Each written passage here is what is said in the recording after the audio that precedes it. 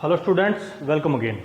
बच्चों, previous video में हमने चैप्टर नंबर 9 की इंट्रोडक्शन की थी और हमने क्वेश्चन नंबर 1 किया था।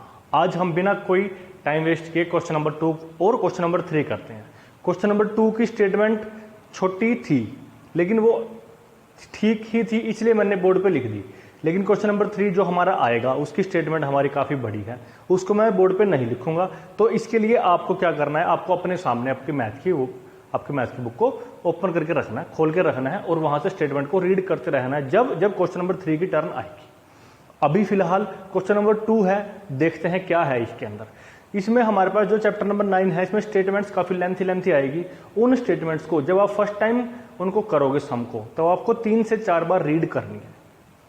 तब जब तक वो स्टेटमेंट आपके माइंड में क्लियर ना हो, तब तक आप उस स्टेटमेंट को पेपर पे या अपनी नोटबुक पे ड्रॉ मत करें, वहां से क्वेश्चन की ट्राई मत करें। और इस तरह के हर क्वेश्चन के अंदर एक फिगर बनेगी और वो ही फिगर आपको बताएगी कि आपका सम सही है या गलत है।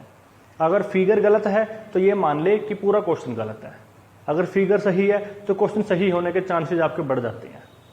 ठीक है, तो बच्चों 3-4 बार स्टेटमेंट को रीड करके बिल्कुल 2-2, 3-3 वर्ड को उठाओ, रीड करो, समझो, फिर देखो क्या है। ऐसे चलते रहो जब तक पूरी स्टेटमेंट आपके माइंड में क्लियर होगी कि हाँ अब इस स्टेप के बाद ये है, फिर ये है, फिर ये है। फिर उसको स्टार्ट करें जब आप लोग फर्स्ट टाइम कर रहे हो। और जितनी ज्यादा बार आप लोग इसकी प्रैक्टिस करोगे उतनी ज्यादा बार आपको सम क्लियर होंगे। ठीक है बच्चों, तो देखते हैं क्वेश्चन नंबर 2 क्या बोलता है। ए ट्री ब्रेक्स, एक पेड़ टूट जाता है ड्यू टू स्ट्रॉम, कहीं पे तूफान आया उसके कारण टूट गया।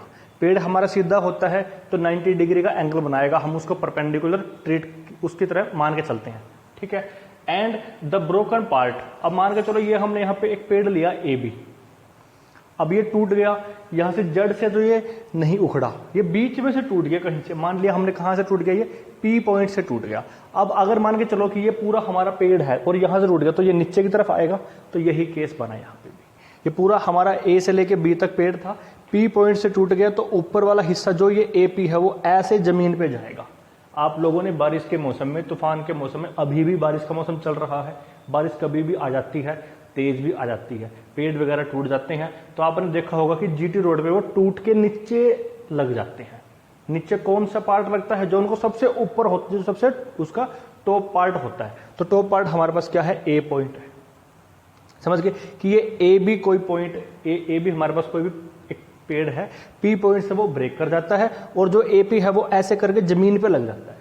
तो ये हमारा जो ए पी आएगा वही पी बी पी क्यू के इक्वल आएगा। ये पहली बात है जो आपको ध्यान से समझनी है। ठीक, a tree breaks due to storm, टूट गया किसकी वजह से, स्ट्रॉम की वजह से, and the broken part bends, और जो टूटा हुआ पार्ट था वो झुक गया, so that the top of the tree, किस तरह से कि जो पेड़ का टॉप था, ट्री का टॉप था, टच इज द ग्राउंड, वो ग्राउंड को टच कर रहा है, making an angle of 30 degree, 30 degree का एंगल बना रहा है विद इट, किस इट मतलब जो हमारे पास ग्राउंड है उसके साथ। फिर समझे क्या बात है कि ए बी एक पेड़ है, पी पॉइंट से वो ब्रेक कर गया तो इसका जो टॉप पार्ट है वो जाके जमीन पे टच करता है। तो जहां पे टच करता है वो कितने डिग्री का एंगल बनाता है, 30 डिग्री का एंगल बनाता है। यहां तक बात क्लियर होगी। 2 लाइन हमने पढ़ ली।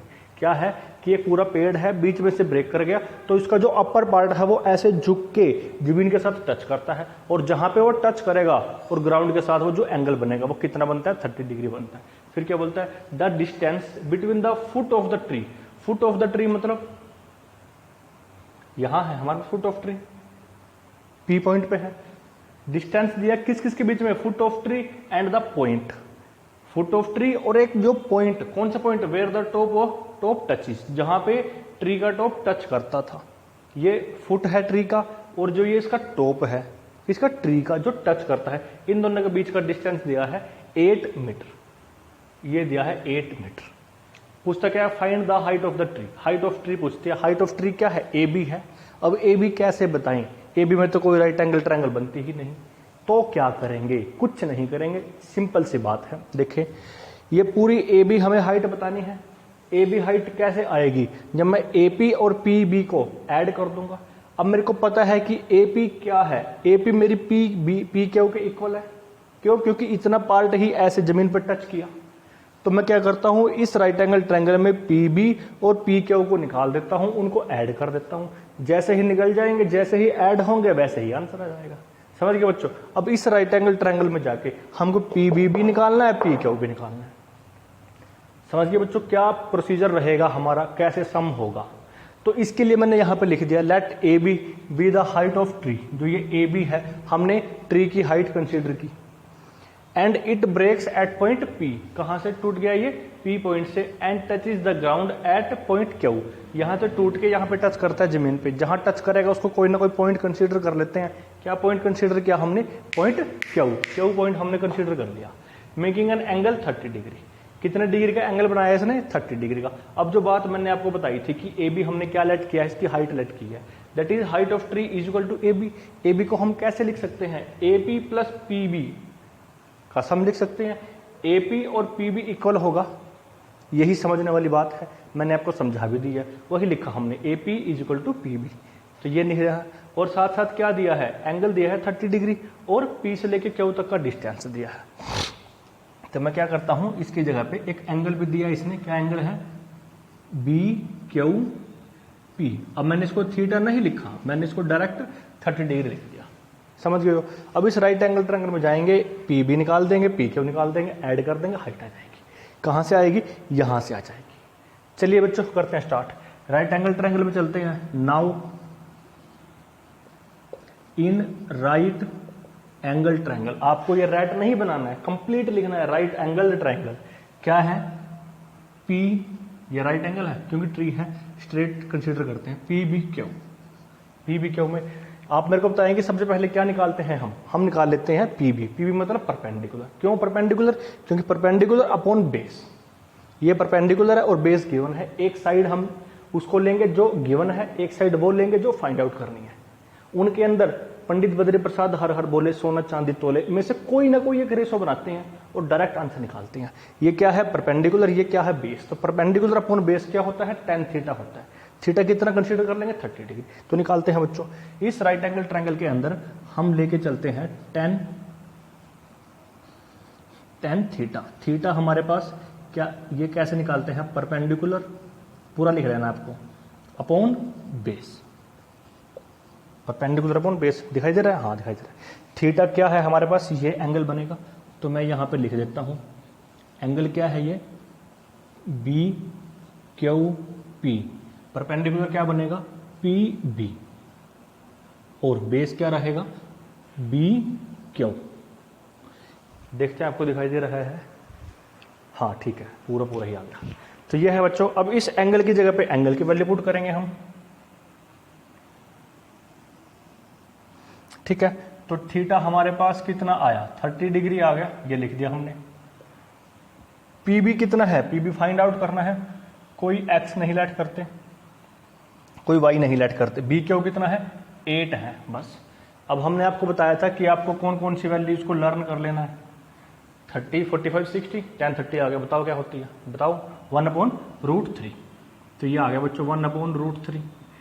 तो पीबी तो निकालना ही है, पीबी को पीबी और ये 8 क्या कर देते हैं? क्रॉस मल्टीप्लाई करा देंगे तो हमारे पास कितना आ जाएगा? 8/√3 आ जाता है क्या? पीबी। ये आ गया हमारे पास पीबी। लेकिन पीबी से तो काम ही नहीं चलेगा। अब इसमें एक बात और ध्यान रखना है, जैसे हमारे पास √3 आ गया डिवाइड में, और लेकिन डिवाइड में इरेशनल नंबर नहीं आता है, तो अभी के लिए या जो क्वेश्चन करेंगे बीच में कहीं पे भी रूट आता है डिवाइड में, मतलब इरेशनल नंबर आता है, उसको वैसे का वैसा ही मान के चलेंगे। बिल्कुल अंत में जाके, बिल्कुल लास्ट में जाके रैशनलाइज करेंगे। बीच में रैशनलाइज कराओगे तो थोड़ी सी गड़बड़ होने के चांसेस बढ़ जाते हैं। तो बच्चों ये आ गया, पी भी निकल गया। अब किसे निकालते हैं? पी क्यू को निकालते हैं। देखें पी क्यू कौन है? हाइपोटेन्यूज है। ये क्या है? बेस है। बेस अपॉन हाइपोटेन्यूज क्या होता है? Cos theta. कोस थीटा निकाल लेते हैं। एंड कोस थीटा की वैल्यू क्या है? पी, यहां लिखें, यहां नीचे लिखते हैं क्योंकि एक स्पेस बच जाएगा हमारे पास। क्या लिखे यहां पे? एंड कोस एंगल है हमारे पास बी क्यू पी। क्या होता है ये? Base upon hypotenuse. ठीक है, पूरा लिख लेना है। अब एंगल की वैल्यू लिख देते हैं। क्या है एंगल? 30 डिग्री है हमारे पास। बेस क्या है? बी क्यू है। हाइपोटेन्यूज क्या है? पी क्यू है। अब फिर देखो cos 30 की वैल्यू आ गई। cos 30 जानते हो क्या होता है? cos 30 √3/2। तो लिख दो यहाँ पे √3/2, ये आ गया। पी क्यू क्या है? बी क्यू तो 8 है और पी क्यू की जगह पी क्यू रखा रहेगा। अब क्या करेंगे बच्चों? यहां से क्रॉस मल्टीप्लाई करते हैं। तो जैसे ही क्रॉस मल्टीप्लाई करेंगे तो क्या आ जाएगा? √3 P Q is equal to 2 × 8। फिर क्या निकालते हैं? पी क्यू निकाल लेते हैं। पी क्यू के लिए तो ये डिवाइड में आ जाएगा 16/√3। ये आ गया बच्चों हमारे पास। इतना आ गया। देखें ध्यान से, पी बी भी निकाल दिया हमने, पी क्यू भी निकाल दिया। अब इसके बाद क्या करते हैं हम इनका सम निकालते हैं। सम क्यों निकालते हैं? क्योंकि हाइट निकालनी पड़ेगी हमें। तो जो साइड में थोड़ा स्पेस है, कोशिश करते हैं यहीं पे हो जाए हमारा सम। ठीक, तो यहाँ ट्राई करते हैं हम लिखने की, यहाँ पे। ठीक है, देखिए फिर हाइट निकालेंगे। हाइट क्या आ जाएगा? हाइट ऑफ ट्री कितनी है? Height of tree A B है। हमने यहां पे लिख भी दी थी, क्या आई थी? P Q plus P B, ये आ गई थी। तो निकालते हैं बच्चों, क्या आती है हमारे पास? हाइट। पी क्यू कहाँ निकाल दिया? यहां निकाल दिया हमने। क्या आ गया? 16/√3। और पी बी क्या आ गया? 8/√3। इनको एलसीएम लेके सोल्व करते हैं। एलसीएम तो √3 ही आएगा। तो यहाँ 16, यहाँ 8, तो कंप्लीट क्या बन गया? 24/√3। नेक्स्ट स्टेप में रैशनलाइज कराते हैं। एक सिंगल टर्म है √3, तो उसी से मल्टीप्लाई, उसी से डिवाइड। क्या बन जाता है? 24√3/3।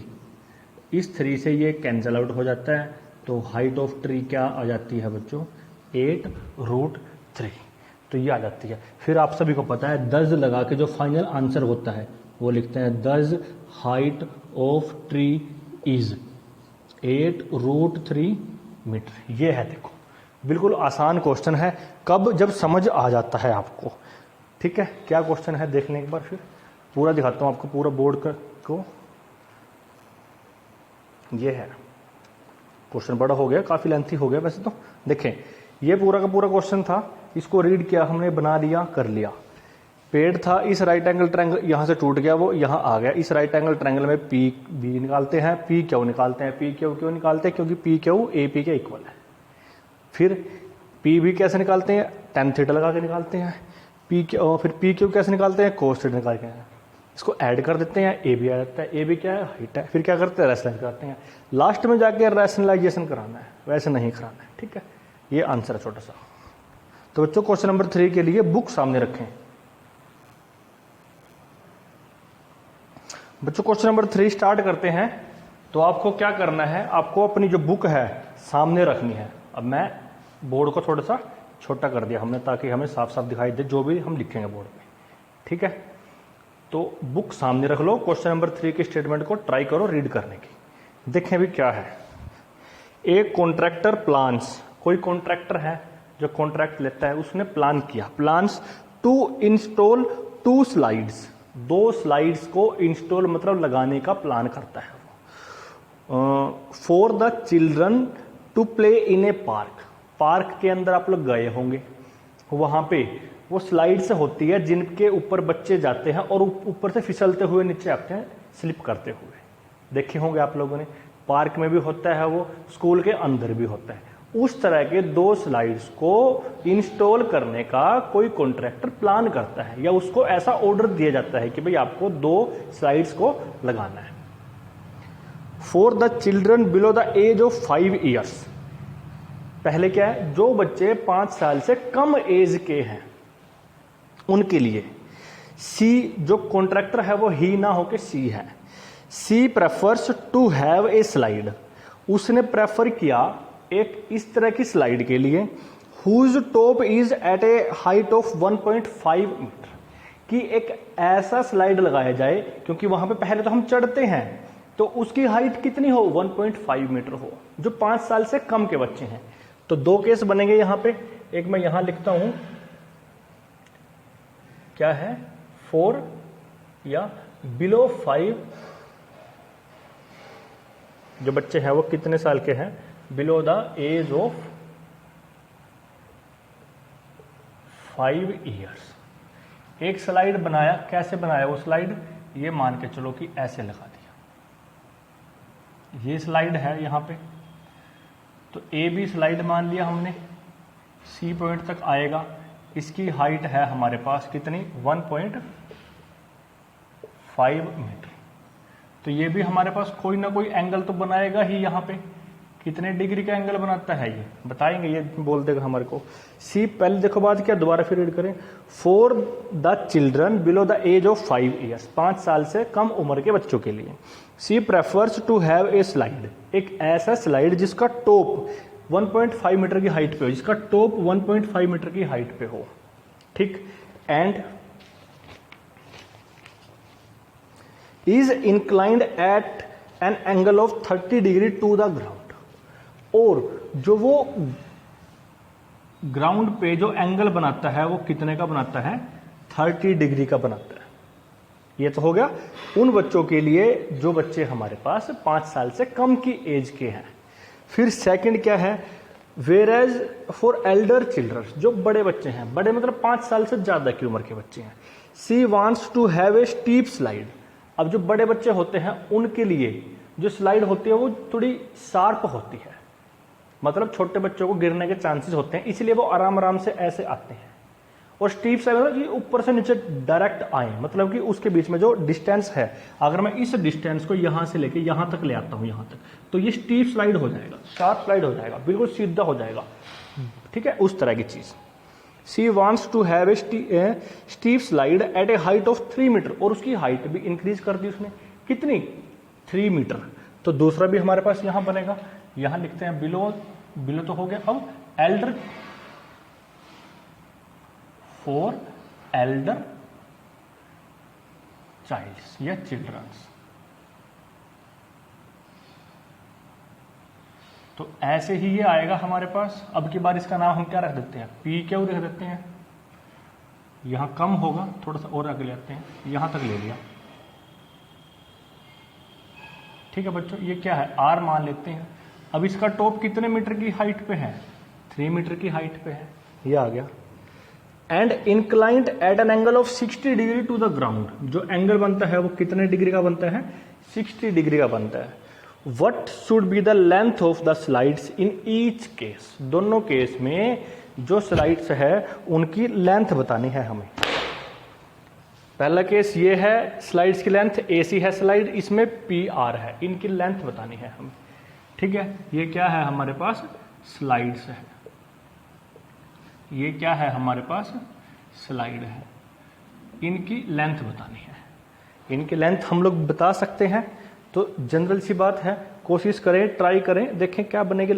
मैंने ऐसे थोड़ा ठीक बनाया, इसको एडजस्ट किया। अब देखें, पहले इसमें काम करते हैं। AB क्या है हमारे पास, लेट AB क्या आई, हाइट आ गई हमारे पास, क्या आएगा ये हमारे पास, टॉप ऑफ क्या था, ये ट्री था, पोल था, क्या था,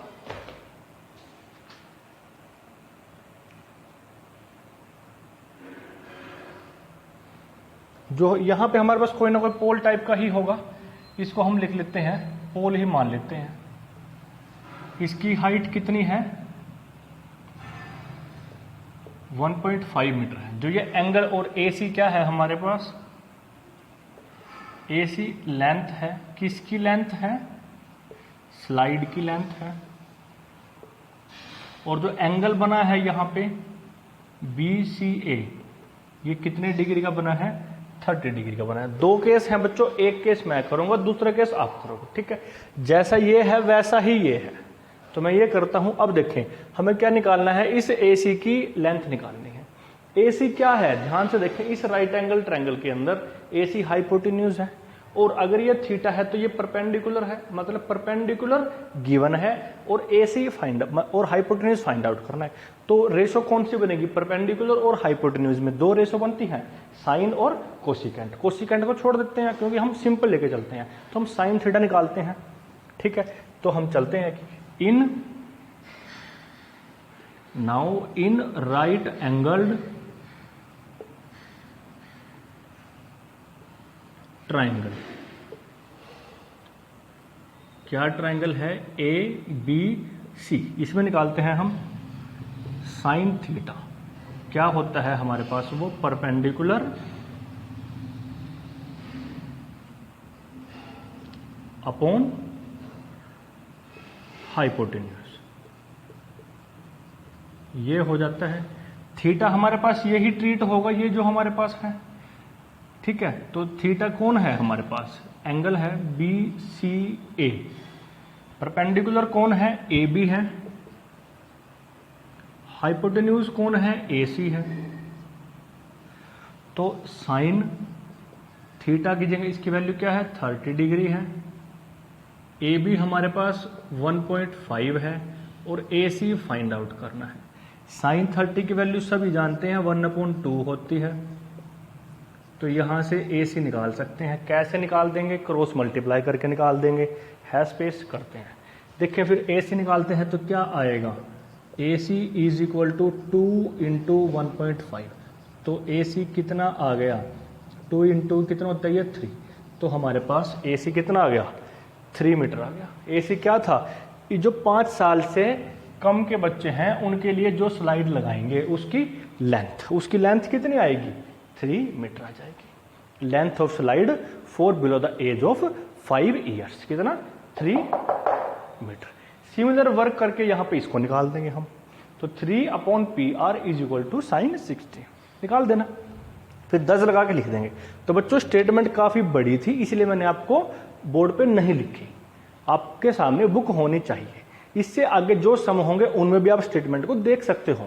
तो जब भी वीडियो आएगी तो आपको बुक सामने रखनी है। गुड, तब तक के लिए बच्चों क्या करें, जो आपका टेस्ट है वो टेस्ट भी होगा, 8.3 और 4 का टेस्ट होगा, वो आपको हमने बता रखा है। ठीक है, और एग्जाम्पल्स भी आएंगे, उसकी तैयारी करते रहें और साथ साथ इन क्वेश्चंस को भी करते रहें। जो डाउट आते रहे व्हाट्सएप पर से पूछते रहें मेरे पर्सनल नंबर पे। और जिन बच्चों ने रजिस्ट्रेशन नहीं कराया है, CBSE का एक रूल आया है जो आपके पास ग्रुप में सेंड भी कर दिया गया होगा एक PDF के फॉर्म में। तो बच्चों उसके अंतर्गत आपको रजिस्ट्रेशन कराना है, और रजिस्ट्रेशन कराने के लिए कंडीशन है कि आपको अपनी फीस जो अब तक की है वो सबमिट करानी है। तो उसको सबमिट कराएं, अदरवाइज आपका रजिस्ट्रेशन नहीं होगा और आपकी फीस वगैरह, जो आपके एग्जाम वगैरह होंगे वो नहीं आप लोग दे पाओगे किसी रीजन से। रीजन आपको पता है, ठीक है, और आपका एक साल खराब हो जाएगा। उसको बचाएं, खुद को बचाएं, अपनी नॉलेज को सेव करते रहें, ज्यादा इंक्रीज करते रहें। ठीक है, पढ़ते रहें और अपना सब कुछ काम एक रेगुलर वे में हो। तो बच्चे वो करते रहें। गुड।